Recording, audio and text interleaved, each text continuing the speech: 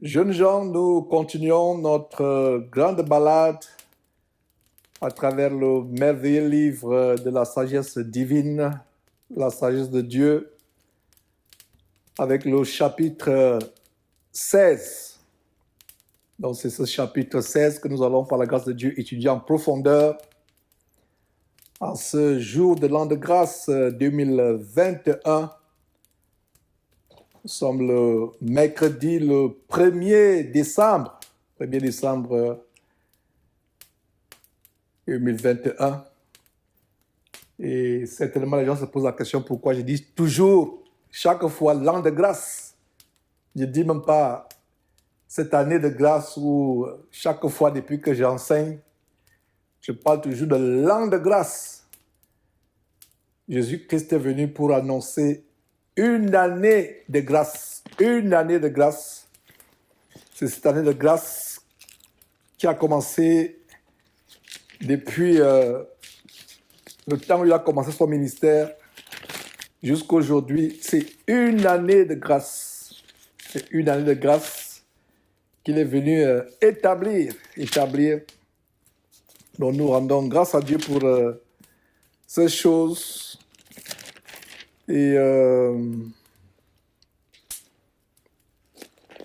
voilà, c'est pour cela que je parle toujours de l'année de grâce. Dieu a sa manière de voir les choses. Notre manière est différente à nous les hommes. Un an, c'est comme 1000 ans devant le Seigneur Dieu.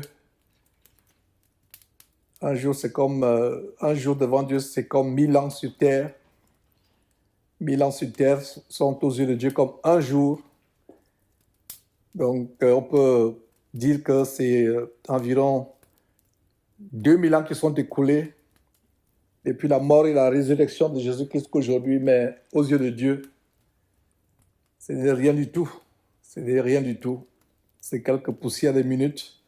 Donc, nous, chrétiens, nous n'observons pas les temps, les années et les époques. Nous vivons dans l'année de grâce. Tant que le Seigneur Jésus ne revient pas, nous sommes toujours dans cette année de grâce. Que nous partions de 2010 à 2020, que nous allions de 2020 à 2030, année après année, pour nous chrétiens, nous sommes dans cette année de grâce.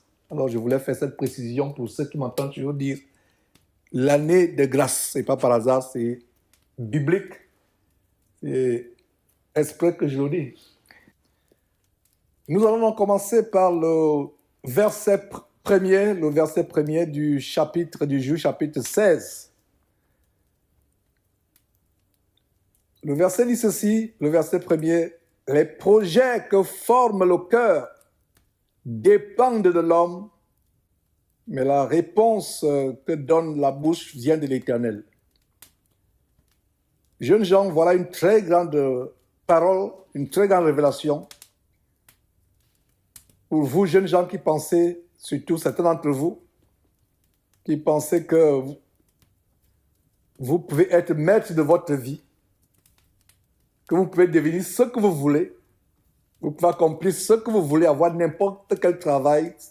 Vous pensez que votre futur est entre vos mains, que vous êtes votre futur. Voilà ce que la Bible dit. Jeune homme, jeune femme, tu n'es pas maître de ton futur. Tu n'es pas maître de ton avenir. Tu ne peux pas devenir ce que tu veux. Regardez ce qu'on vous enseigne à l'école. Tu peux devenir tout ce que tu veux dans ce pays, les États-Unis. Tu peux tout devenir, tu peux tout faire. Insensés sont ceux qui pensent ainsi. Qui sait si tu te relèveras de ton sommeil le lendemain matin? Qui sait si tu ne seras pas emporté des années plus tard par une maladie? Il y a des enfants qui sont levés dans cette ville de Houston pour aller vaquer à leurs occupations, soit à l'école, peu importe là où ils sont partis pour vaquer à leurs occupations, qu'ils ne sont pas rentrés à la maison, qu'ils sont dans les morgues. Ne pensez pas que vous êtes maître de votre avenir. Et ce verset premier est quelque chose qui doit être inculqué dans votre intelligence. Votre intelligence. Dans cette étude que nous avons commencé il y a quelques jours, il y a tellement eu des révélations, des grandes vérités. Et je vous encourage à repartir, suivre encore et encore et encore et encore les parties précédentes. Ne dites pas j'ai déjà suivi, ça c'est fini. Non, allez encore et encore suivre. Saturez vos intelligences avec ces paroles, ces enseignements approfondis du livre de Proverbes. Et s'il y a une grande chose que vous devez retenir ici, jeunes gens, je vous en supplie, ne pensez pas un instant que vous pouvez devenir tout ce que vous voulez. Ne pensez pas que vous pouvez être tout ce que vous voulez de vous-même, par vous-même. Ne pensez pas que vous êtes maître de votre avenir. Aucun homme n'est maître de son avenir. Aucune femme n'est maître de son avenir. Le gouvernement ne peut pas façonner votre avenir. Même vos études ne peuvent pas façonner votre avenir. Votre avenir est façonné par la grâce de Dieu. Votre avenir est dans les mains de Dieu. Si tu découvres ceci, si tu comprends très bien ceci, jeune homme, jeune femme, tu seras tellement heureux toute ta vie. Même nous les aînés, vos parents ou vos grands frères, vos grandes sœurs, il y a des fois nous faisons des erreurs. Il y a des fois nous prenons des décisions sans associer Dieu. Et on se cogne le visage contre le mur plus tard. On se met dans les problèmes. Parce qu'on a fait des choix. On a fait des engagements, on a pris des décisions sans associer Dieu, sans demander si c'est la volonté de Dieu, sans demander des signes à Dieu. Donc, apprenez, jeunes gens, et non seulement vous, je devrais plutôt dire nous tous, que ce soit les aînés qui suivent cet enseignement, parce que cet enseignement n'est pas seulement pour les jeunes gens, bien que c'est un séminaire qui leur est destiné, mais nous, parents ou aînés, nous pouvons aussi tirer d'abondantes instructions, d'abondantes exhortations et d'édifications. Donc, jeunes gens, mettez dans votre tête que vous n'êtes rien sans Dieu. Vous ne pouvez rien devenir sans Dieu. Parce que Dieu est le maître de la chose la plus importante qui puisse être dans votre vie actuellement, votre souffle de vie. Votre souffle de vie. C'est lui qui est l'auteur de votre souffle. Aucun homme, même un assassin qui a été envoyé pour vous tuer, n'est pas maître de votre vie. Même quelqu'un qui est dans une position d'autorité sur vous n'est pas maître de votre futur. Donc, analysons très bien ce verset. Les projets que forme le cœur dépendent de l'homme. C'est normal d'avoir les projets dans le cœur. C'est normal, c'est pas mauvais. Ne me comprenez pas mal. Regardez très bien le verset. Les projets que forme le cœur. Lisez bien attentivement. Lisez attentivement avec moi. Les projets que forme le cœur. Ça veut dire que le cœur doit avoir des projets. Ce n'est pas mauvais d'avoir des projets. Ce n'est pas mauvais de dire, voilà, j'aimerais terminer mes études en telle année. J'aimerais faire ceci. Mais je vous encourage à dire plutôt, si Dieu le veut, nous ferons ceci, nous ferons cela. Alors, il y a donc deux autres passages que nous allons voir qui montrent clairement que c'est Dieu qui est notre futur. Lisons ces deux passages avant d'évoluer. Jérémie chapitre 10, verset 23. Et ensuite, on va voir Jacques chapitre 4, verset 13 à 16. Je vous encourage à prendre des notes. C'est triste de voir comment on peut suivre cette parole sans prendre des notes. Il faut prendre des notes, cela montre l'engouement que vous avez pour la parole, cela montre le désir que vous avez de suivre ces choses. Et c'est comme cela, en passant, que votre connaissance biblique augmente. Vous notez ces versets, vous avez votre calepin. Si vous faites vos études en suivant les cours de vos enseignants, de vos professeurs, de vos maîtres avec des cahiers pour prendre les notes, qu'en est-il de la parole de Dieu? S'il y a un endroit que vous devez, ou s'il y a un endroit où vous devrez avoir un calepin, un bloc-notes, un cahier pour prendre les notes, c'est bel et bien l'étude de la parole de Dieu. Prendre ces versets, noter les versets parallèles, noter quelques passages, quelques passages qui vous édifient. Et c'est une façon de suivre de manière active. Une manière de suivre de manière active, de manière engagée.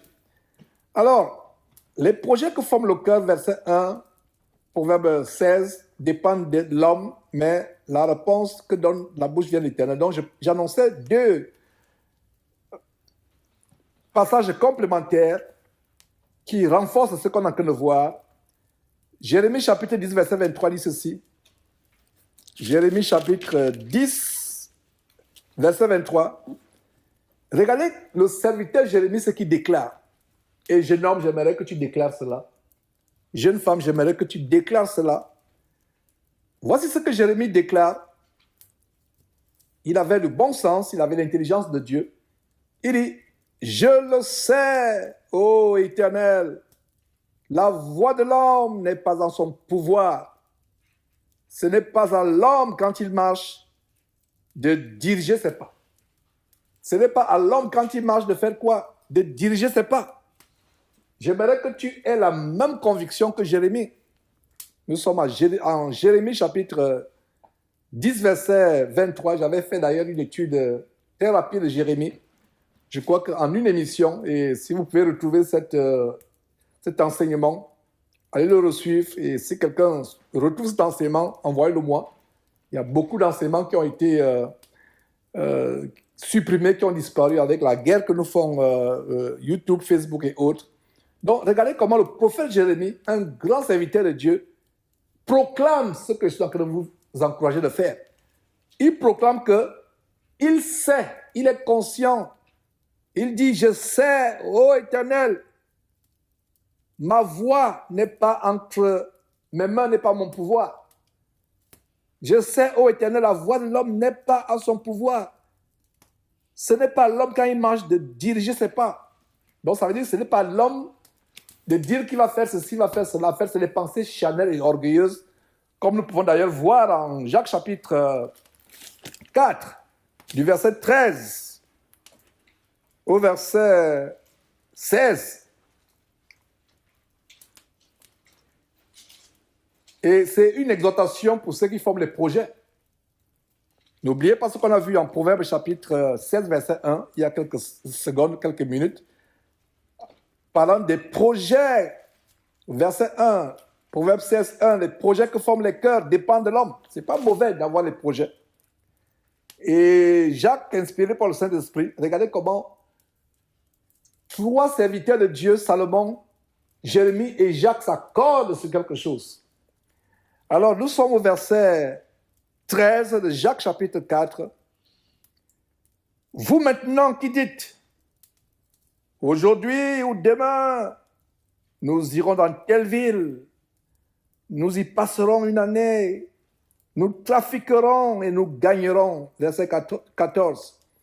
Vous qui ne savez pas ce qui arrivera demain, car ce n'est pas...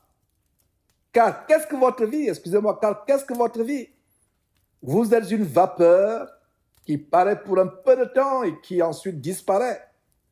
Verset 15, vous devriez dire au contraire, si Dieu le veut, nous vivrons et nous ferons ceci ou cela. Verset 16, mais maintenant, vous vous glorifiez dans quoi? Dans vos pensées. Comment? Vos pensées orgueilleuses. Ces choses mauvaises que de se glorifier de la sorte. Et le verset 17 conclut en disant, celui donc qui sait faire ce qui est bien et ne le fait pas, commet un péché. Est-ce que vous savez qu'il y a même un péché dans le fait de penser qu'on peut faire ceci, on peut faire cela, sans associer Dieu? Que dit la parole de Dieu? Maintenant, verset 16, maintenant vous vous glorifiez dans vos pensées orgueilleuses. Voilà un détail de l'orgueil. Il y a des chrétiens qui peuvent dire, mais moi je ne me vante pas. Moi je ne suis pas gonflé. Je ne suis pas fanfaron, je ne suis pas orgueilleux. Je n'ai pas l'orgueil en moi, je n'ai pas la vantardise. Mais voilà un détail de l'orgueil que beaucoup de chrétiens ignorent, qui consiste à quoi? Qui consiste à faire des projets. Oh, je vais faire ceci, je vais faire cela dans 2 ans. Dans 1 an, à 17 ans, j'irai à l'université. À 16 ans, non, j'ai même envie d'aller à l'université à 16 ans. Donc, je vais tout faire, 15 ans même. Dans 15 ans, je vais à l'université. Et voilà ce que je vais faire. Je vais faire mes études d'ingénierie. Après l'ingénierie, je vais travailler à la NASA. Après la NASA, je vais travailler chez Boeing. Après cela, je vais peut-être être sénateur. Après sénateur, non. C'est pas comme ça. Ta vie ne t'appartient pas. Ta vie doit être pour glorifier Dieu. Jeune homme, jeune femme, dis Seigneur Dieu, ma vie n'est pas en ton pouvoir. Donne-moi d'avoir un futur, un avenir qui glorifiera ton nom et qui ne va pas m'amener à me perdre. Est-ce que vous voyez la différence entre comment les enfants chrétiens réfléchissent et les enfants non chrétiens réfléchissent? Comprenez que votre vie est entre les mains de Dieu, pas entre vos mains. Je vais faire ceci, je vais faire cela. Je vais voyager dans telle ville, aller faire l'université là-bas. Je vais faire ceci, je vais faire cela, je vais voyager pour aller au pôle Nord. Non. Que ce soit les enfants, que ce soit nous les aînés, associons Dieu dans les moindres détails. Est-ce une maison à louer que tu recherches? Associe Dieu. Est-ce une voiture? Est-ce même aller faire des courses? Peu importe, même dans les choses les moindres. Rappelez-vous, il y a quelques jours, nous avons dit, celui qui n'est pas fidèle dans les petites choses ne le sera pas dans les grandes choses. Celui qui est fidèle dans les toutes petites choses pourra aussi l'être dans les grandes. N'oubliez pas cela. J'espère que vous avez compris. Ne vous enorgueillissez pas. Remettez votre vie à Dieu. Dites, Seigneur, ma vie est entre tes mains. Fais de ma vie ce que tu veux. Que ma vie te glorifie. Un cantique que je chantais, je ne sais pas s'il y a 25 ans ou moins, que ma vie soit un parfum de bonne odeur. Voilà, c'est quelque chose comme cela. Notre vie doit être conforme à la volonté de Dieu. La prière que tu dois faire dans ton cœur, que ma vie te glorifie. Dans tout ce que j'entreprends, soit glorifié Dieu. Mes études, mon travail, un commerce, un voyage, peu importe ce que tu fais, que ça te glorifie. Mais bien de fois, nous regardons seulement nos intérêts. On ne cherche même pas à savoir quelle sera l'utilité de Dieu dans ce qu'on va entreprendre. Je vous assure, la chair nous fait la guerre. La chair nous fait la guerre. Et vous, jeunes gens, en écoutant ces choses depuis votre jeune âge, vous ne serez pas comme certains parmi nous, vos parents et aînés, qui avaient écouté ces choses très tard. Parce que quand un arbre est tordu depuis pendant des années, on veut le redresser quand il est vieux. Il faut une grâce exceptionnelle pour que cet arbre soit bien redressé. Et rien n'est impossible à Dieu. Il y a des arbres de 75 ans, je vais dire des hommes, qui ont été redressés par la grâce de Dieu. Mais c'est plus facile quand un arbre a encore un tronc faible. Vous pouvez même facilement couper le tronc. Il a encore, c'est une petite tige qui grandit. Et quand je vous vois jeunes personnes, jeunes gens, je vous vois comme ces tiges qu'il faut bien arroser, bien encadrer, bien formater. Dans notre cour arrière, il y a quelques plantes dans le seau. Il y a un avocatier, il y a un quinqueliba, si je ne me trompe pas. Alors, il faut bien les redresser, s'assurer qu'ils grandissent droitement. Alors, qu'est-ce qu'on fait? On met des plantes de part et d'autre. Et bien de fois, quand le vent souffle tellement fort, le lendemain matin, vous voyez que cette belle plante qui était droite, qui avait deux poteaux avec des ficelles pour retenir, pour s'assurer qu'il grandit droitement, vous voyez que le vent a soufflé, l'avocatier s'est tordu, il faut revenir avec les bâtons, peut-être les ficelles se sont détachées, il faut renouer, il faut attacher à nouveau, redresser. Voilà ce qui arrive. Le mauvais vent des mauvaises compagnies peut vous souffler, pour vous amener à vous tordre. Le mauvais vent des influences à l'école, dans vos études, ce que vous voyez dans vos livres, dans les vidéos d'études, ça peut vous amener à vous courber. Voilà donc comment la parole de Dieu vous redresse. Et étant jeune, vous grandissez étant droit. Parce que le but de ces enseignements, c'est cultiver en vous la droiture devant Dieu, l'honnêteté devant Dieu. Et Voilà un aspect tellement important que beaucoup de jeunes, et même beaucoup de chrétiens, même les chrétiens aînés dans la chair, oublient qu'on peut être orgueilleux, vaniteux, vantard sans s'en rendre compte. Je vais faire ceci, je vais faire cela. Je vais acheter tel terrain.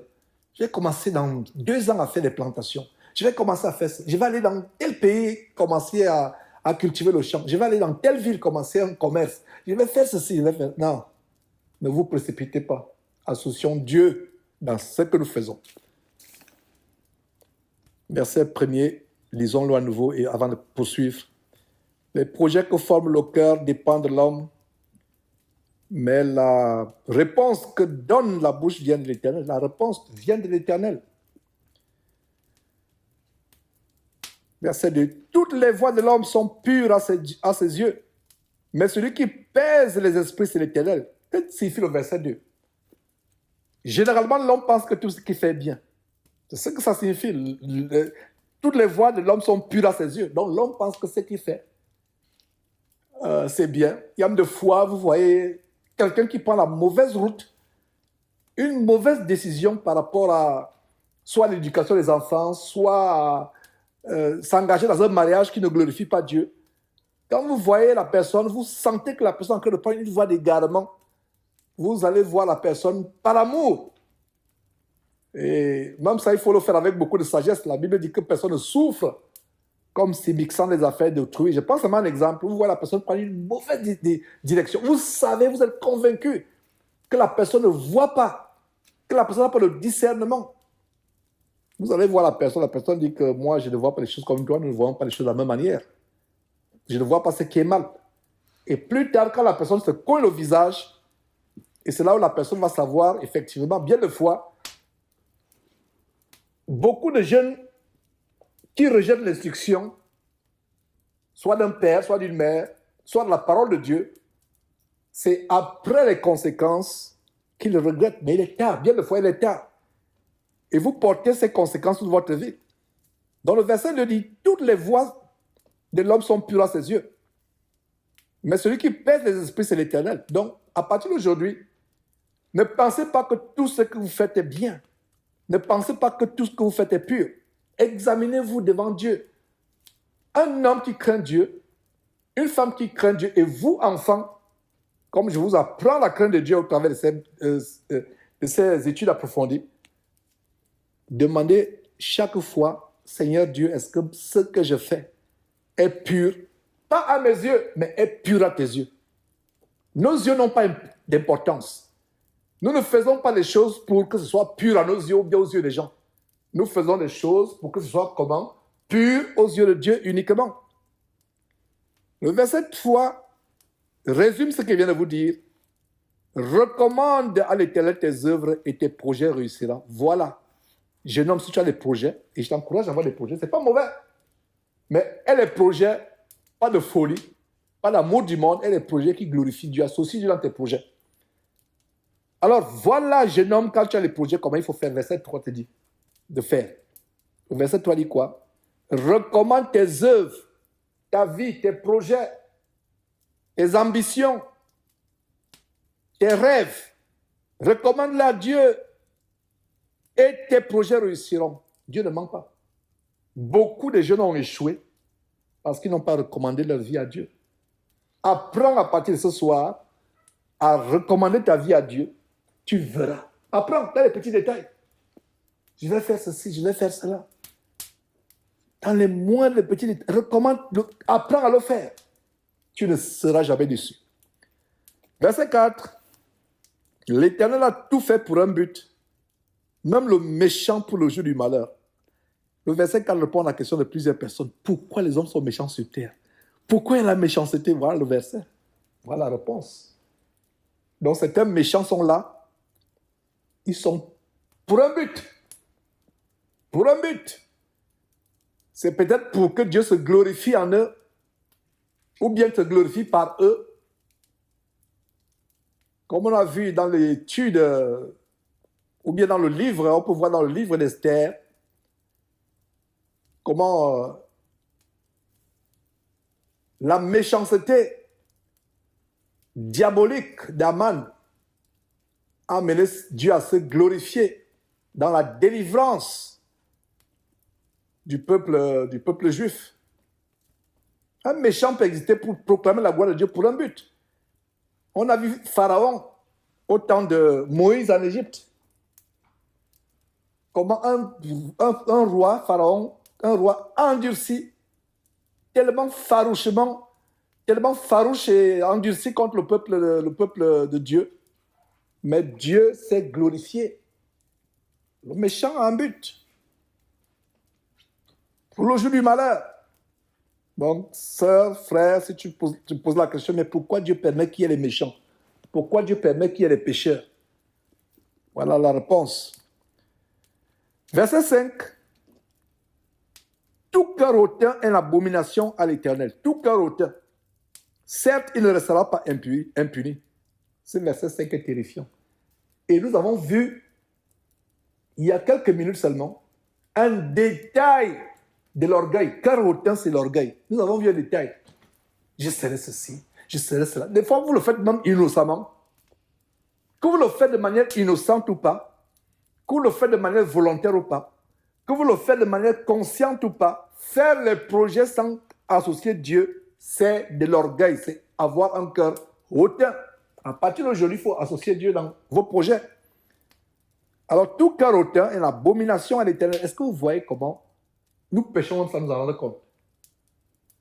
Le livre de Proverbes nous montre que on peut être une abomination à Dieu sans en rendre compte. On est hautain. Je vais vite finir mes études, je vais faire ceci, je vais voyager dans telle ville, je vais réaliser ceci.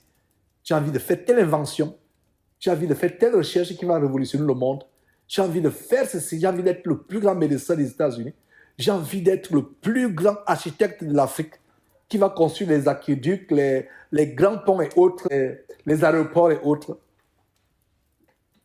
Sans s'en rendre compte, on est hautain. Et comme on est hautain, sans s'en rendre compte, on est en abomination à l'Éternel. Verset 6. Par la bonté et la fidélité, on expie l'iniquité, et par la crainte de l'Éternel, on se détourne du mal. La bonté et la fidélité, le fait d'être bon envers les autres, la bonté d'un homme, la fidélité d'un homme attire la grâce de Dieu sur lui. Expier l'iniquité, c'est laver. L'expiation, c'est laver, c'est nettoyer. Donc, quand quelqu'un a un cœur bon, un cœur disposé à la bonté, à la fidélité, Dieu lui fait grâce. Dieu lui fait grâce. Dieu expie beaucoup d'iniquité. Dieu le transforme. Et pareillement, la deuxième partie du verset 6, c'est par la crainte de l'Éternel, on se détourne du mal. Le but de cette série, c'est de développer la crainte de l'Éternel en vous. Jeunes gens, qui est le commencement de la science. La crainte de l'Éternel, c'est un arbre de vie. C'est un grand trésor. Verset 7, quand l'Éternel approuve les voies d'un homme, il dispose favorablement à son égard, même ses ennemis. Très grande promesse. Et à partir du chapitre 16, nous commençons à voir des grandes promesses. Des grandes promesses. Et on va les voir d'ailleurs par la suite dans ce livre. Des grandes promesses. Voilà une grande promesse au verset 7. N'aie pas peur de tes ennemis, qu'ils soient des ennemis humains, qu'ils soient des ennemis démons, des ennemis visibles physiques ou des ennemis invisibles spirituels, c'est-à-dire les démons, Satan, que ce soit les sorciers. N'aie pas peur. Dieu dit qu'il dispose favorablement à ton égard, même tes ennemis. Quelle grande révélation. Donc quand tu as la crainte de Dieu, jeune homme, jeune femme, quand tu as la crainte de Dieu, quand tu es fidèle, quand tu aimes Dieu, quand tu vis selon les commandements de Dieu, t'éloignant du péché, tu as le pouvoir et l'autorité sur tes ennemis. Il y a une vidéo que quelqu'un m'a envoyée avant qu'on ne commence cette section de ce jour, du chapitre 16, des satanistes qu'on interviewait. Ils étaient habillés en cape noire, ils étaient nombreux dans la rue. Je pense que c'était une possession de satanistes lucifériens. Alors, un reporter leur pose la question, pourquoi vous avez autant de haine pour les chrétiens? Ils disent, nous les détestons, nous voulons les détruire, nous voulons... Parce que pour ceux qui sont des vrais chrétiens parmi eux, on a du mal à les atteindre. On veut les détruire, on n'arrive pas à les détruire. On veut tout faire, ils sont plus forts que nous. Et nous sommes en train de nous concentrer, de faire les plans, de faire les réunions pour savoir comment on peut les vaincre. Quand ils prient, on n'arrive pas à les vaincre. Quand ils sont en communion avec Dieu, donc on voit comment les détruire. Et il y a plusieurs sorciers et satanistes qui servent Satan qui l'ont dit. Que la stratégie pour un sorcier, pour atteindre un enfant de Dieu, c'est d'abord amener l'enfant de Dieu à ne plus être fidèle à Dieu, à ne plus être radical, à ne plus prier, à ne plus lire la Bible. Voilà la stratégie. On va les amener, surtout les jeunes gens, à être distraits par les jeux vidéo, à être distraits par les jouets, à être distraits par Internet, à être distraits. Alors comme ils ne peuvent plus lire la Bible, comme ils ne peuvent plus suffisamment prier, jeûner, c'est là où on va venir les attaquer. Mais les sorciers et les démons ont peur d'un chrétien qui est dans la prière, dans la lecture biblique, dans la haine du péché. Donc pour que Satan et ses démons et les sorciers t'attaquent, jeune homme, jeune femme, il va vouloir trouver une porte d'entrée, un point faible. Et le point faible, c'est ton relâchement. Alors, réalisons ce verset 7. Quand l'Éternel approuve, c'est-à-dire que l'Éternel est content, il agrée, il approuve les voies d'un homme, c'est-à-dire qu'un homme intègre, un homme qui a la crainte de Dieu, un homme droit. Quand l'Éternel approuve les voies d'un homme, l'Éternel Dieu dispose favorablement à son égard, même ses ennemis. Et même cet homme-là a le pouvoir sur ses ennemis. Cet homme-là a le pouvoir de Dieu de disposer comme il veut de ses ennemis.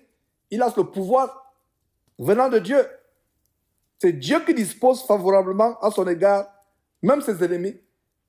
Et Dieu fait grâce à cet homme-là d'avoir ses ennemis venir même se prosterner devant lui. Donc Dieu dispose favorablement à son égard ses ennemis. Et même cet homme-là a ses ennemis qui viennent se prosterner devant lui. Voilà.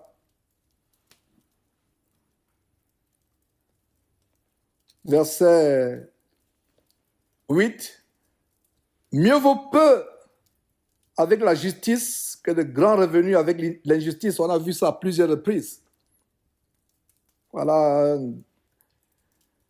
une grande exhortation à se contenter de ce qu'on a, à ne pas rechercher à s'enrichir par tous les moyens, préférer avoir peu avec la crainte de Dieu, avec la droiture, avec l'intégrité, en vivant dans la sanctification, que d'avoir des grands revenus avec le mensonge, la fraude, l'escroquerie, le vol, les assassinats, le meurtre. Verset 9, le cœur de l'homme médite sa voie, mais c'est l'Éternel qui dirige ses pas. C'est exactement ce qu'on a vu au premier verset. Ton cœur médite des projets. Ton cœur est en train de réfléchir sur prendre telle ou telle voie, emprunter tel ou tel chemin. Dieu te révèle que c'est lui qui dirige tes pas. Tu ne peux rien faire. Et voilà ce que vous devez faire, jeune homme, jeune femme. Mon épouse et moi, quand nous nous engageons sur une voie, nous ne sommes pas sûrs. Nous prions Dieu, nous disons ceci. Seigneur Dieu, si cette voie que nous sommes sur le point de prendre a quelque chose que nous ne voyons pas, que nous n'arrivons pas à discerner, s'il y a un piège, annule ce projet, fais échouer ce projet, bloque ce projet. Et je vous assure que cela marche, pas plus tard qu'aujourd'hui. Peut-être j'aurai l'occasion de témoigner là un autre jour. Ça marche. Vous voulez prendre une voie, vous voulez prendre telle route, vous voulez faire telle chose, vous avez des doutes, vous êtes un peu confus, vous ne savez pas si c'est la volonté de Dieu ou pas. Faites comme nous prier et dire, Seigneur Dieu, si la voie que je suis en train de vouloir prendre, il y a un piège, ça peut être un mariage, ça peut être une formation que vous voulez faire, un voyage. Dis, Seigneur, si ça ne t'honore pas, pas ton grand amour, bloque. S'il y a quelque chose, un piège, une tragédie au bout du chemin, bloque. Et si vous êtes sincère, Dieu va bloquer. Bien de fois, quand l'homme veut quelque chose par tous les moyens, il veut. Quand la chair veut quelque chose, c'est pour ça que dans le livre de Jacques, il a dit, vous demandez, vous ne recevez pas parce que vous demandez mal dans le but de satisfaire vos passions. Et le verset continue en disant, adultère que vous êtes, ne savez-vous pas que l'amour du monde est inimitié contre Dieu? Celui qui sait faire ce qui est bien et ne le fait pas comme un péché, on vient de voir cela. L'amour du monde est inimitié contre Dieu. Voilà. Donc quand on demande des choses, il faut savoir pourquoi on demande ces choses. Et vous pouvez lire d'ailleurs cela en Jacques chapitre 4 à partir du verset 3. Vous demandez et vous ne recevez pas parce que vous demandez mal dans le but de satisfaire vos passions. Adultères que vous êtes, ne savez-vous pas que l'amour du monde est inimitié contre Dieu? Celui donc qui veut être ami du monde se rend comment? Se rend ennemi de Dieu. Donc bien de fois, quand on veut quelque chose, par tous les moyens, on veut la chose, on ne pèse même pas les conséquences, on ne réfléchit même pas quelles peuvent être les conséquences de ces choses que nous demandons. Est-ce qu'elles peuvent nous détruire? Est-ce qu'elles peuvent nous éloigner de Dieu? On va à tout prix, on va à tout prix. On est avide, on veut recevoir quelque chose de Dieu, on force même la main à Dieu. Ne faites plus jamais ce genre de prière dans le cas où vous le faisiez. Demandez à Dieu, Seigneur, est-ce que ce que je demande là, est-ce que c'est même ta volonté que je l'ai? Ce projet dans lequel je veux m'engager, est-ce que c'est ta volonté? Cette voie que je suis en train d'emprunter, est-ce que c'est ta volonté? Est-ce que vous comprenez, jeunes gens? Voilà la sagesse de Dieu. Voilà la sagesse. Voilà la sagesse. Verset 9 à nouveau. Le cœur de l'homme médite sa voie, mais c'est l'Éternel qui dirige ses pas. Des oracles sont sur les lèvres du roi. Sa bouche ne doit pas être infidèle quand il juge. Voilà une parenthèse qui est ouverte pour les personnes élevées en dignité. Les oracles, c'est les sentences, c'est les déclarations, c'est les décisions. Les oracles sont sur les lèvres du roi. Sa bouche ne doit pas être infidèle quand il juge. Il doit être jugé justement.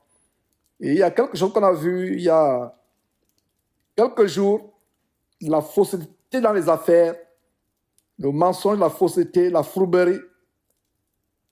C'est ça la substance du verset 11. Verset 11 donc, le poids et la balance juste sont à l'Éternel. Tous les poids du sac sont son ouvrage. Donc, tous ceux qui aiment la justice doivent s'éloigner de la balance fausse ou des poids frélatés, des poids contrefaits pour voler les gens, pour les gruger, pour les escroquer. Le poids et la balance juste sont à l'Éternel. Donc, nous qui sommes à l'Éternel, nous devons aimer le poids et la balance juste. Verset 12. Les rois ont horreur de faire le mal, car c'est par la justice que le trône s'affermit. Malheureusement, notre génération n'a plus ce genre de roi. La plupart des rois que nous avons aujourd'hui, des présidents, des chefs d'État, c'est plutôt des lois criminelles légalisant l'homosexualité, le mariage entre un homme et un homme, le mariage entre une femme et une femme, légalisant le meurtre des bébés innocents dans le ventre. Et comme j'ai eu le cœur fendu en écoutant un juge de la Cour suprême démontrer la nécessité de tuer les bébés dans le ventre. Incroyable. Un juge de la Cour suprême américaine. Ceux qui ne le savent pas, c'est un grand débat aux États-Unis. La Cour suprême est en train de vouloir... les gens veulent que la Cour suprême casse la décision du gouvernement de Mississippi de rendre illégal, de criminaliser l'avortement à un certain âge de la grossesse. C'est déjà un pas, parce que l'avortement doit être criminalisé, doit être un meurtre, même si l'enfant a 1 seconde. Dès que l'enfant a 1 seconde, il parle de fœtus. Il parle de fœtus dans le ventre. Il y a quelqu'un, je crois un journaliste, pour fermer la bouche à cette femme, qui est l'un des 9 juges de la Cour suprême américaine. Un journaliste lui ferme la bouche en expliquant l'étymologie du mot fœtus. Dans le mot fœtus, il y a la vie. L'origine du mot grec fœtus, c'est la vie. Il y a la vie. Donc on dit, ce n'est qu'un fœtus. Ce n'est qu'un fœtus, ça veut dire que ce n'est que la vie. Donc beaucoup de gens disent que non, on peut avorter. Et c'était ça l'argumentation de cette femme de la Cour suprême américaine. Elle dit, ce n'est qu'un fœtus. Il n'y a aucune preuve scientifique que le fœtus peut ressentir la douleur, que le fœtus peut manifester la vie. Pourtant, le mot fœtus, c'est la vie. L'étymologie, la signification du mot fœtus, c'est la vie. Et c'est de manière tellement brillante que ce journaliste a fermé la bouche à cette femme qui est juge d'une des plus grandes cours du monde, la Cour suprême américaine. Vous voyez, le verset 10 dit, les rois ont en horreur de faire le mal. C'est par la justice que le trône s'affermit. Les rois ont en horreur de faire le mal. Quand on dit roi ici, c'est toutes sortes de personnes dans une position d'autorité. Les législateurs, ceux qui ont le pouvoir, les juges, mais aujourd'hui, c'est rare. Je ne sais même pas si dans ce monde pervers et corrompu, il y a un seul roi qui a horreur de faire le mal. Tout leur cœur ne se porte que vers le mal. Et d'ailleurs, c'est la prophétie de la fin des temps qui s'accomplit devant nos yeux de manière effroyable, à savoir que les gens seront fanfarons, insensibles, amis du péché, amis du mal, ennemis des gens de bien. Verset 13. Les lèvres justes gagnent la faveur des rois et ils aiment celui qui parle avec droiture. Les lèvres justes gagnent la faveur des rois. Ce qui était au temps du roi Salomon, c'est devenu très rare aujourd'hui. Quand on est juste, on devient l'ennemi du monde entier. Quand on est droit, on est persécuté. Nous vivons la fin des temps, les amis. Jeunes gens, c'est la fin des temps. Verset 14. La fureur du roi est un messager de mort et un homme sage doit l'apaiser. Je reprends. La fureur du roi est un messager de mort et un homme sage doit l'apaiser. Rappelez-vous, jeunes gens, que je vous ai dit que le roi, ça peut être un président, un roi, une reine. Bref, c'est toute personne ayant une position d'autorité. Prenons l'exemple d'un policier. Ici aux États-Unis, qu'est-ce qui se passe? Beaucoup de jeunes ont été tués par les policiers pour avoir résisté à l'arrestation. Il y a eu le cas de George Floyd, un homme de mauvaise vie qui a été tué par un policier pour avoir résisté à l'arrestation. Même s'il avait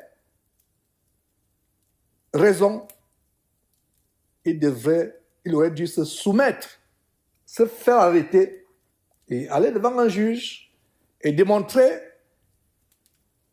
s'il avait raison, démontrer qu'il n'avait rien fait de mal.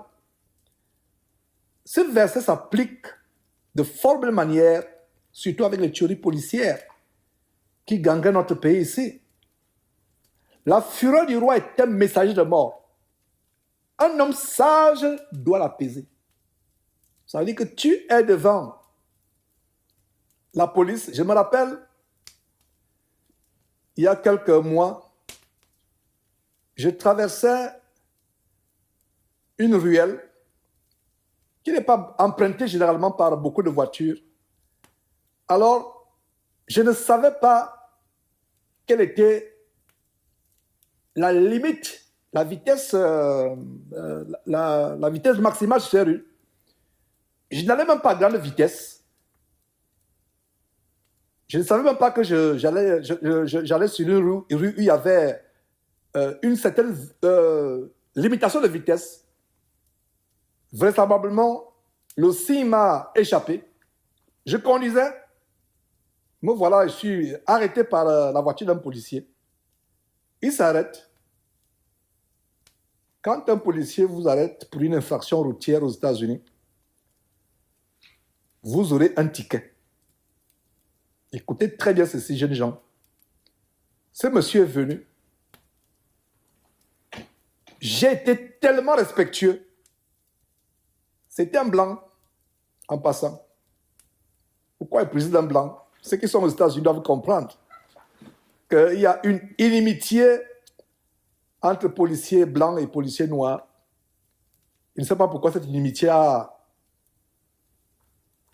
lieu, mais elle a lieu parce que, à cause de l'histoire de ce pays, une histoire malheureuse, et nous, chrétiens en passant, nous devons avoir le pardon parce que Dieu nous appelle à pardonner. Si dans vos recherches scolaires, académiques ou dans vos livres, il vous est révélé le traumatisme qu'a subi telle ou telle race. Et si vous êtes descendant de telle race, que ce soit de la race noire, ou de la race juive, ou peu importe, ou de la race indienne, nous avons le péché. Peu importe ce que vos ancêtres ont pu souffrir comme torture, comme injustice, nous, chrétiens, nous avons le pardon. Donc, ce policier s'est approché vers moi. Il m'a fait remarquer l'infraction. Je lui ai dit, mais je ne savais même pas qu'il y avait une pancarte. Je suis vraiment désolé. Avec beaucoup de respect, je l'appelais sœur, avec beaucoup de considération. Et je lui ai fait comprendre que non, je ne savais pas. C'est une rue que j'emprunte rarement. Donc, je n'avais même pas remarqué le signal. Ce monsieur me dit, parce que j'ai été vraiment poli à son égard, ce qui est surprenant, avec les vidéos qu'on voit, les gens qui se bagarrent avec les policiers, il ne m'a pas donné de ticket. Il m'a laissé partir. Ce verset me rappelle cette histoire. Quand on est en face de l'autorité, imaginez un policier qui a eu une journée difficile, où il a des problèmes avec sa femme au foyer. Il passe des moments de dépression. Il cherche tout simplement la petite bête. Votre comportement irrespectueux, votre comportement de désinvolture peut exciter sa colère, attiser un grand feu qui va vous brûler. Vous voyez comment ce verset a une application aujourd'hui. Verset 14, la fureur du roi est un message de mort, ça apporte la mort. Beaucoup de jeunes aux États-Unis ont été tués. Il n'y a pas de semaine qu'un jeune aux États-Unis soit tué par un policier. Pourquoi? Ils se croient tout permis. Ils veulent argumenter, ils veulent se chamailler, se quereller avec le policier. Le policier est une autorité. Le juge est une autorité. Il y a quelqu'un qui s'est retrouvé en train de passer plusieurs années en prison alors qu'il est parti pour une infraction qui pouvait à la limite lui faire passer 1 ou 2 jours en prison. C'est une petite infraction. Mais il est tellement irrespectueux, d'une stupidité vraiment hors pair. Il insultait le juge. Le juge lui dit, monsieur, taisez-vous si vous continuez. Ce ne sera plus quelques jours, ce sera peut-être 3 mois. Il dit, I don't care. Faites ce que vous voulez. Mais si vous parlez encore, ce ne sera pas 3 mois, ce sera 6 mois. Il continue. Ce n'est plus 6 mois. Si vous continuez encore, ce ne sera pas 6 mois, ce sera 2 ans. Il continue, I don't care, ce n'est pas mon problème, faites tout ce que vous voulez. Il a reçu plusieurs années pour une infraction qu'il devait faire un jour ou qu'il devait lui l'amener à faire 1 jour ou 2 jours en prison, ou même être relâché. Vous voyez, mes frères, jeunes sœurs, le verset 14 qui nous amène à voir des applications précises. La fureur du roi est un messager de mort et un homme sage doit l'apaiser. Un homme sage. Donc quand vous êtes devant l'autorité se met en colère, vous vous mettez aussi en colère. Ça n'arrange pas les choses. Qu'en est-il de vos parents? Votre mère se met en colère, tu te mets aussi en colère. Ta mère est l'autorité, au cas où tu ne savais pas. Même si la barbe commence à sortir, jeune homme, ta mère est l'autorité. Qu'en est-il de ton père? Il élève la voix, tu élèves aussi la voix? Non, pas du tout. L'autorité reste l'autorité, même si elle a tort. Même si elle a tort. Ce policier, l'histoire que je viens de vous raconter, jusqu'aujourd'hui, j'ai du mal à croire, j'ai du mal plutôt à voir l'infraction qu'il me reprochait ce jour-là. J'ai du mal à voir. Il n'y avait pas de signe, il n'y avait pas de limitation. J'ai du mal à voir. Mais comme puisque l'autorité, c'est l'autorité, il a raison. Il me dit peut-être que quelque chose qu'il a vu m'a échappé. Pourtant, aujourd'hui, à mon âme et conscience, je me dis qu'il n'avait pas raison de me stopper. Je ne sais pas pourquoi il m'a stoppé. Mais puisqu'il m'a stoppé, il a eu raison. C'est l'autorité. Quelqu'un d'autre aurait dit, voilà, monsieur, vous devez bien faire votre travail. 1, ce n'est pas une ruelle qui est fréquentée. 2, la plaque limitant la vitesse, je ne l'ai pas vue. Vous voyez, quelqu'un d'autre serait retrouvé dans des problèmes sérieux. Et des petites querelles peuvent être enflammées et ça finit par un coup de feu. Et généralement, c'est celui qui résiste au policier qui meurt, généralement. Vous voyez, la sagesse, le livre de la sagesse, dans les détails, vous voyez, les détails de la sagesse de Dieu. Nous devons apprendre ces choses. Verset 14, regardez comment le verset 14 nous amène à ouvrir une grande parenthèse. La fureur du roi est un messager de mort et un homme sage doit l'apaiser. Donc quand tu es face à l'autorité, cherche à apaiser. Demande pardon. I'm so sorry. Je suis désolé. Je n'ai pas vu le signe. C'est une ruelle que je fréquente rarement. Excusez-moi. Vraiment, excusez-moi. Je suis vraiment désolé. Très respectueusement. Très respectueusement. Apaiser, il faut savoir apaiser. Ne pas se fâcher contre toi. Même si tu sais bien qu'il n'a pas raison de se fâcher. Il faut savoir l'apaiser. Papa, j'ai compris. Un jour que tu sais qu'il est calme, généralement, si le papa n'est pas chrétien, tu dis, papa, l'autre jour, tu m'as accusé de ceci ou cela, mais en passant, voilà ce qui s'est passé réellement. Tu ne sais pas si papa a eu une mauvaise journée au travail, d'où ce coup de colère. Donc, nous qui sommes chrétiens, devons avoir beaucoup de sagesse. Ce verset est tellement grand. Soulignez ce verset, à savoir, la fureur du roi est un messager de mort et un homme sage doit l'apaiser. Il n'est pas dit peut l'apaiser, doit, c'est un devoir d'apaiser.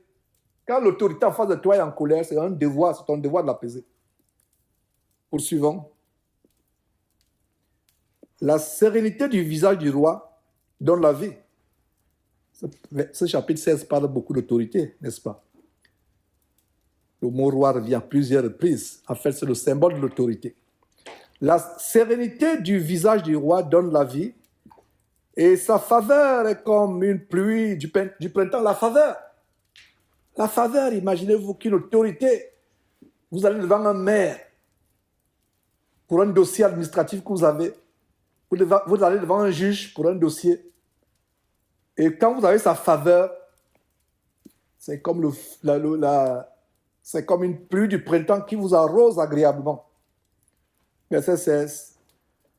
Combien acquérir la sagesse vaut mieux que l'or. Beaucoup de jeunes sont morts, comme je parlais avec l'histoire des affrontements policiers aux États-Unis. Beaucoup sont morts parce qu'ils n'ont pas la sagesse. La sagesse nous amène à vivre avec prudence, à éviter la colère, à éviter la violence, à éviter l'emportement, à avoir la douceur du cœur, la douceur de la langue. Combien acquérir la sagesse vaut mieux que l'or. Combien acquérir l'intelligence. L'intelligence est préférable à l'argent. Verset 17. Le chemin des hommes droits, c'est d'éviter le mal. Voilà. D'éviter le mal toute ta vie. Voilà le chemin que tu dois emprunter. Savoir discerner ce qui est bien et ce qui est mal. Et quand tu as discerné que c'est mal, évite. Parce qu'il y a des conséquences. Ça peut être aujourd'hui, mais ça sera plus tard. Le chemin des hommes droits, c'est d'éviter le mal. Celui qui garde son âme veille sur sa voie. Voilà, tu gardes ton âme, tu veilles sur sa voie. Verset 18, on revient encore sur l'arrogance et l'orgueil. Donc, verset 18, l'arrogance précède la ruine et l'orgueil précède la chute. Il y a plusieurs versets de ce livre de Proverbes qui montrent cela. L'arrogance, quand on est arrogant, on pense qu'on est quelque chose. On est arrogant face à ses parents. On est arrogant face à ses grands frères ou grandes sœurs. Et dans une famille, il y a une manière de parler aux grands frères, une manière de parler à la grande sœur. Il faut toujours du respect. Ce n'est pas par hasard que Dieu a voulu qu'il soit né avant vous. Donc si Dieu a voulu que le grand frère vienne avant vous sur cette terre, dans la même famille que la vôtre, vous lui devez du respect. C'est terrible de voir certaines personnes, y compris même les chrétiens ou les chrétiennes, parce que tu es chrétienne, tu manques du respect à ton grand frère, parce que lui n'est pas chrétien. Tu commences à lui parler n'importe comment. C'est la preuve que tu n'es pas chrétienne ou chrétien si tu manques du respect à ton aîné. Faisons attention avec cela. Être arrogant vis-à-vis des parents, être arrogant vis-à-vis des grands frères, grandes sœurs, être arrogant vis-à-vis de l'autorité, ce n'est pas bon aux yeux de Dieu. Verset 18. L'arrogance précède la ruine et l'orgueil précède la chute. Verset 19. Mieux vaut être humble avec les humbles que de partager le butin avec les orgueilleux. Ah, les orgueilleux. Mieux vaut être humble avec les humbles ou les pauvres, les misérables, que d'être avec les riches orgueilleux, de partager leur butin. Verset 20. Celui qui réfléchit sur les choses trouve le bonheur et celui qui se confie en l'Éternel est heureux. Réfléchir sur les choses, ça veut dire qu'avant de poser un acte, avant de s'engager dans une chose, passer le temps dans la réflexion. Et la meilleure réflexion, c'est d'associer Dieu, présenter les choses à Dieu, méditer abondamment là-dessus pour voir si c'est la volonté de Dieu ou pas. Verset 21, celui qui est sage de cœur est appelé intelligent et la douceur des lèvres augmente le savoir. L'une des caractéristiques de ce livre, comme je vous ai toujours dit, Dieu se reprend encore et encore et encore, il se répète encore et encore et encore, plusieurs fois. Dieu se répète encore et encore et encore, plusieurs fois dans ce livre. Et ce n'est pas en vain. C'est afin que ces choses soient incrustées dans votre intelligence. Incrustées dans votre intelligence. Verset 22. La sagesse est une source de vie pour celui qui la possède et le châtiment des insensés, c'est leur folie. C'est des choses qu'on a vues encore et encore et encore. Verset 23, celui qui est sage de cœur manifeste la sagesse par sa bouche et l'accroissement de son savoir paraît sur ses lèvres. La Bible dit que c'est l'abondance du cœur que la bouche parle. Si tu as un cœur insensé, un cœur de fou, tes lèvres sortiront les paroles d'insensé, les paroles de stupide, de fou. Mais si tu as la crainte de Dieu en toi, l'intelligence et la sagesse, quand tu ouvres la bouche, les gens seront tellement bénis et touchés par tes paroles. Verset 24. Les paroles agréables sont un rayon de miel, douce à l'âme, douce pour l'âme et salutaire pour le corps. Les paroles comment? Agréables sont un rayon de miel, douce pour l'âme et salutaire pour le corps. Voilà le verset 25 qui appuie grandement ce que je disais sur les projets. Si on n'associe pas Dieu dans nos projets, c'est un grand danger, c'est un grand piège. Alors le verset 25 dit ceci. Telle voie paraît droite à un homme. Telle voie paraît droite à un homme, mais son issue, c'est la voie de la mort. Et qu'au final, c'est la voie de la mort. Telle voie paraît droite à un homme. Un homme insensé pense que tout ce qu'il fait est bien à ses yeux, mais il ne sait pas que c'est la mort qui est au bout du chemin. Verset 25. Celui qui travaille pour lui, car sa bouche l'y excite. Celui qui travaille pour lui, car sa bouche l'y excite. Voilà un grand verset qui nous montre le but pour lequel l'homme travaille. Après la chute d'Adam et Ève, qu'est-ce que Dieu dit? C'est à la sueur de son front que l'homme mangera son pain. Et c'est ce qui arrive aujourd'hui. À la sueur de son front, il faut travailler. Et c'est un encouragement contre la paresse. Tu veux manger, avoir ton pain, travaille dur pour avoir ton pain. Ne mange pas le pain de l'oisiveté, ne mange pas le pain de la paresse. Verset 27. L'homme pervers prépare le malheur et il y a sur ses lèvres comme un feu ardent. Et jusqu'à présent, on a vu beaucoup de versets où Dieu nous met en garde par rapport à nos lèvres. Dans l'homme pervers prépare le malheur, il y a quoi? Sur ses lèvres, il y a comme un feu ardent. Verset 28. L'homme pervers. Voilà, nous continuons à voir quelques détails de l'homme pervers. Il prépare le malheur, il y a sur ses lèvres un feu ardent. Maintenant, verset 28. L'homme pervers excite les querelles et le rapporteur divise les amis. Exciter les querelles, c'est amener les amis à se courir les têtes. Il a dit ceci sur toi. Il a dit cela sur toi. Et bien de fois, ce n'est pas vrai. Et même si c'est vrai, il faut avoir la sagesse de garder souvent le silence, de ne pas dévoiler les secrets. Parce qu'il y a des secrets qui, étant dévoilés, peuvent amener un mari et sa femme à divorcer. Est-ce que vous savez qu'il y a eu des tentatives de vouloir divorcer un homme et une femme en racontant n'importe quoi? Un secret que la femme t'a confié, tu viens dire ça ouvertement devant son mari, alors que c'est un secret. Si le mari n'est pas fermé, il peut être choqué. Donc, vous voyez, il y a tellement de détails, il y a beaucoup de sagesse dans ce livre. Et ce livre dévoile la manière par laquelle certains parmi nous, y compris les chrétiens, peuvent se comporter de manière stupide. Donc il faut apprendre à garder les secrets. Quelqu'un est venu te voir pour te confier quelque chose d'intime dans son foyer. Ce n'est pas pour que ce soit sur les toits. Et maintenant, toi, par ruse, tu viens par derrière ou même publiquement pour que les gens se couillent les têtes. Donc ceux qui ont voulu amener mari et femme à se couiller les têtes, enfants et parents à se couiller les têtes, frères et sœurs à se couiller les têtes, c'est quelque chose qui est désagréable aux yeux de Dieu. Donc, exciter les querelles entre les gens, amener les gens à se couiller les têtes, faire la médisance. Verset 28 à nouveau, l'homme pervers excite les querelles et le rapporteur divise les amis. Les amis sont séparés à cause des rapporteurs, des gens qui font la médisance. Les frères d'une même famille sont divisés. Il y a eu des divorces à cause du rapportage, à cause des commérages, à cause du colportage. Nous devons faire attention. Et si tu as divisé un couple par tes commérages, si tu as détruit une famille, enfants et contre enfants, tu les as montés l'un contre l'autre, c'est un péché tellement grave. Il faut vraiment une repentance profonde avec larmes pour avoir, si possible, le pardon de Dieu. Mais Dieu est compatissant, lent à la colère et prêt à pardonner ceux qui se repentent d'un cœur sincère et de manière profonde. Verset 29. L'homme violent séduit son prochain et le fait marcher dans une voie qui n'est pas bonne. Voilà, l'homme violent. Quelqu'un t'amène à voler, quelqu'un t'amène à être un brigand. Il y a des jeunes femmes qui sont retrouvées à se prostituer parce que les copines les ont amenées à se prostituer.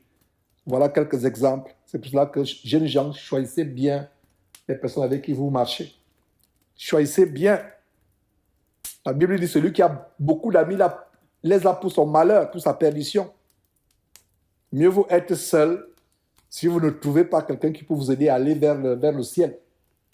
Parce qu'aujourd'hui, dans cette génération, de plus en plus, la plupart des amis sont ceux qui vous amènent vers le bas, vers le séjour des morts, vers l'enfer.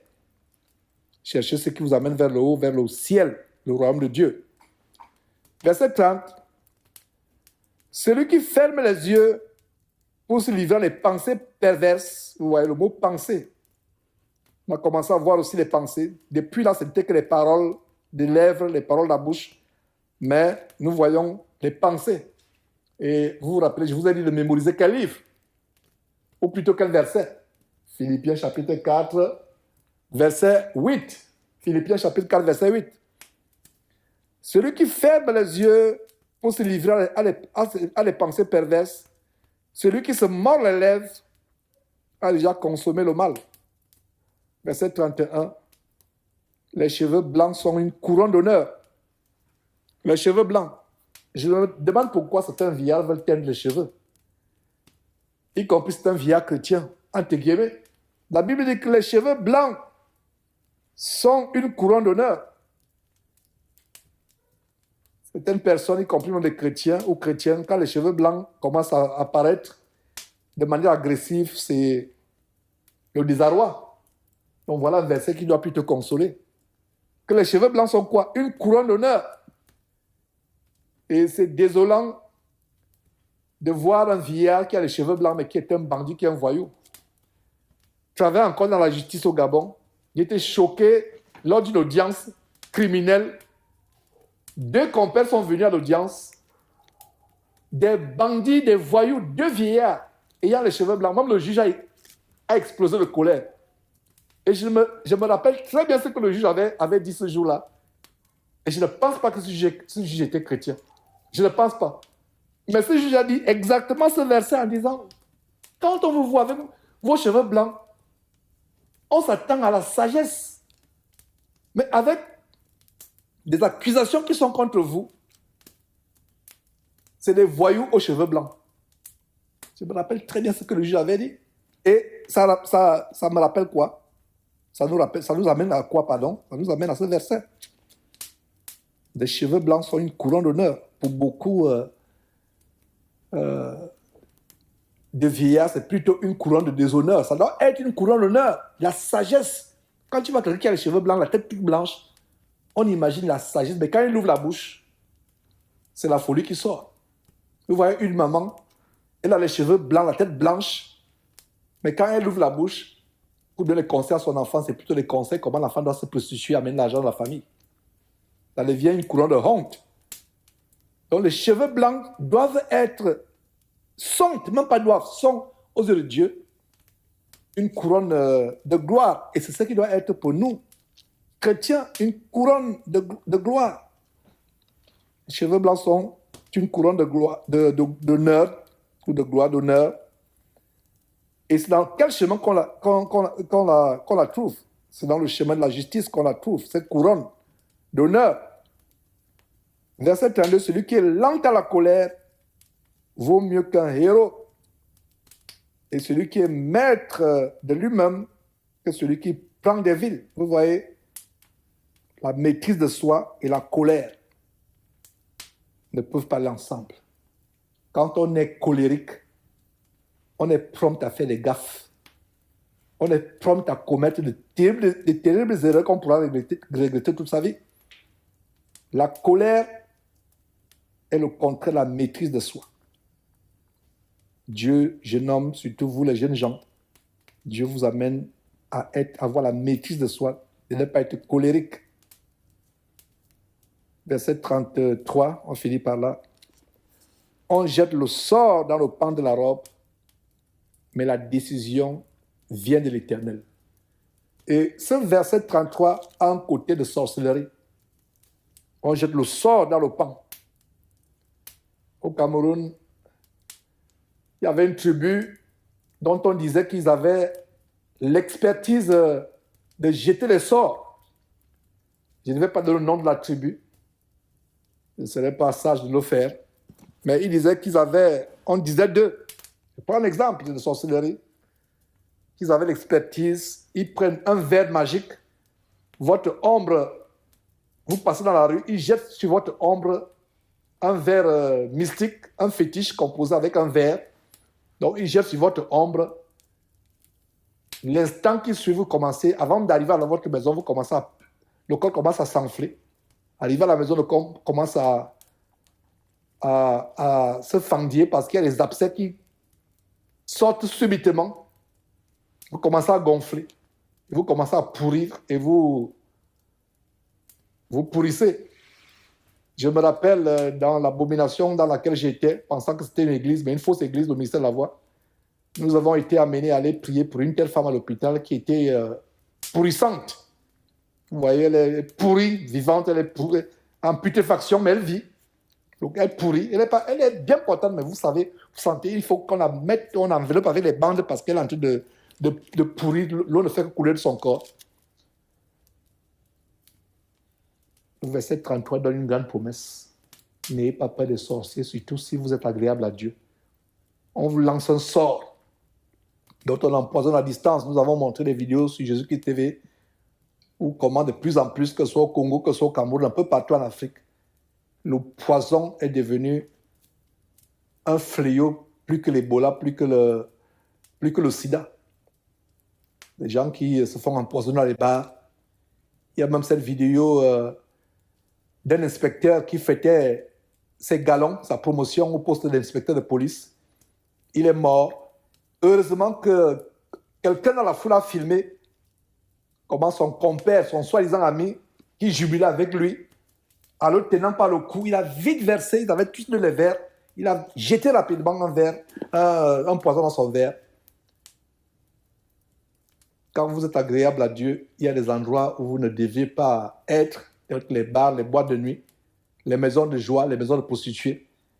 Quand vous êtes agréable à Dieu, il y a certaines compagnies que vous ne devez pas avoir. Vous devez avoir le discernement. Mais quelle est la bonne révélation dans ce verset? La bonne révélation, c'est que quelqu'un essaie d'empoisonner, mystiquement ou physiquement. C'est Dieu qui a la décision. Et ce verset est tellement profond, Dieu a la décision.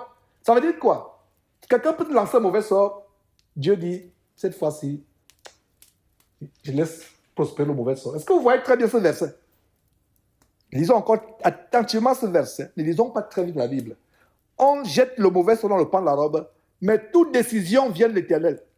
Le verset ne dit pas qu'on va te jeter le mauvais sort, Dieu va te protéger. Non. La décision. Allez encore sur l'étude de Job. Quand Job a été frappé, il a perdu ses enfants en un seul jour. Il a tout perdu, tous ses biens, toute sa grande richesse, au point où sa propre femme lui dit, maudit Dieu et meurt. Qu'est-ce que vous lisez au chapitre 2 de Job? Qu'est-ce que vous lisez? C'est que Satan a reçu la permission de Dieu. Satan a demandé la permission. Et Dieu a accordé. Donc ce verset est tellement grand. Donc chrétiens, ne vous enorgueillissez pas en disant, j'ai le pouvoir sur les sorciers, j'ai le pouvoir sur les démons. Non, ce verset donne une grande révélation. Quelle est la révélation? Suivez attentivement le verset 33. On jette le sort dans le pan de la robe. On jette le sort. C'est un fétiche où on fait une incantation magique sur vous, où on amène votre photo chez un marabout. Le verset continue en disant, mais toute décision vient de l'Éternel. Ça veut dire quoi? L'Éternel peut accepter le sort qu'on vous a jeté. Il peut accepter que ça vous fasse du mal. Et il peut bloquer le mal. Conclusion. Faites la volonté de Dieu. Faisons la volonté de Dieu. Soyons agréables à Dieu. Tout sort qui sera jeté dans notre pan physiquement ou mystiquement, de manière visible ou invisible, la décision qui vient de l'Éternel, c'est la décision de s'opposer à ce sort. J'espère que vous avez été édifiés par ces grandes révélations tellement profondes dans ce livre.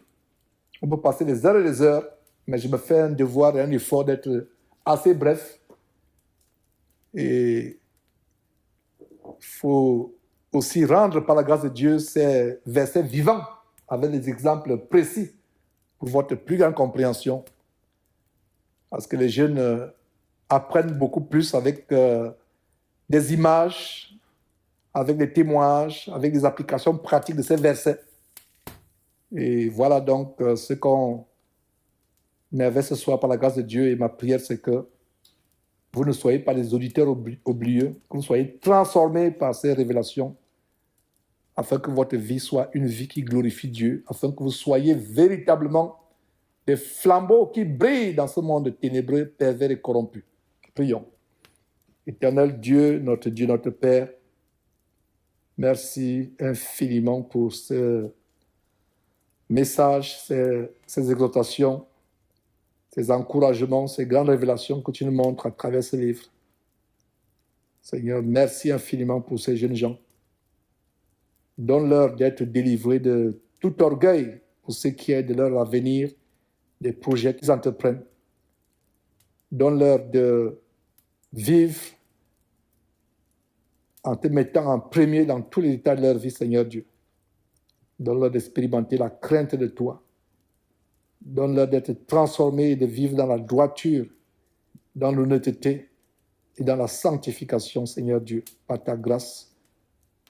Merci infiniment au nom de Jésus-Christ. Amen.